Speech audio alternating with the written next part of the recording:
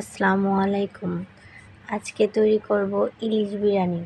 ইলিশ বিরিয়ানির জন্য যেসব উপকরণ নিয়েছি আর যেভাবে রান্না করব ইনশাল্লাহ আপনারা দেখবেন এবং সম্পূর্ণ ভিডিওটা দেখে পাশে থাকবেন।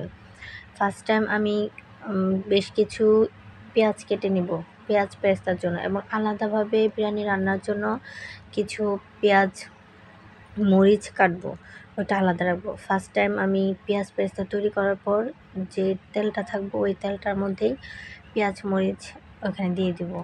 তারপর আমি দিব গরম মশলা, যেখানে হচ্ছে দারচিনি, এলাচ, লং, গোলমরিচ, তেজপাতা, এগুলো দিয়েছি। দেওয়ার পর ওইখানের মধ্যে দিয়েছি, ভাজা হওয়ার পর আদা রসুন দিব আর দিব বাদাম বাটা। বাদাম বাটাটা বিরিয়ানিতে দিলে বিরিয়ানির স্বাদটা একটু বেশি বেড়ে যায়। আমার কাছে মনে হয় যে বিরিয়ানির স্বাদটা ডাবল হয়। যাক, এখানে আমি বাদাম বাটা, আদা রসুন দেওয়ার পর ভাজার পর এখানে কিছু লাল মরিচের গুঁড়া দিব। লাল মরিচ ঝাল বাড়ানোর জন্য, পরিমাণ মতো ঝাল আপনারা বাড়িয়ে নেবেন। তারপর ঝোল দিয়ে ওইটা নাড়বো, তেল ছাড়ার আগ পর্যন্ত কষাবো। আমি এখানে জয়ত্রী দিয়ে দিছি।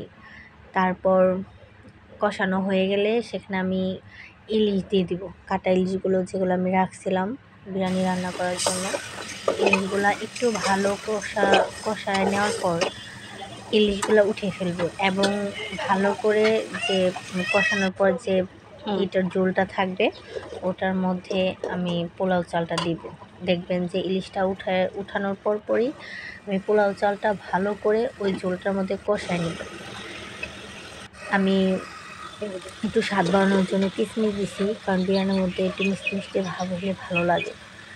তারপর আমি পোলাও চাল দিয়ে কষায় নিব। কষায় নেওয়া হয়ে গেলে সেখানে যে মাপটা নিয়েছিলাম পোলাও চালের ওই মাপ অনুযায়ী আমি ওখানে ঝোল দিব।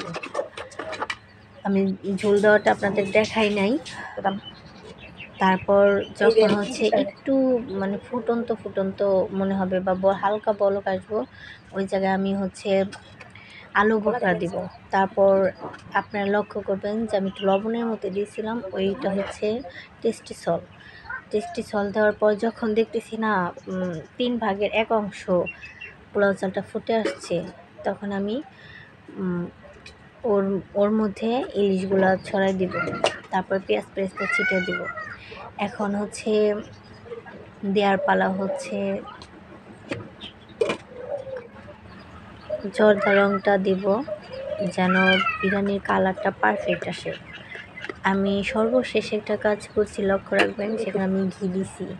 এই ঘিটা আমি নিজে হাতে তৈরি করছিলাম, যার কারণে অল্প ছিল। একটা বিরিয়ানির উপযুক্ত যতটুকু প্রয়োজন অতটুকুই ছিল। সবাইকে ধন্যবাদ, ভালো থাকবেন, আল্লাহ হাফেজ।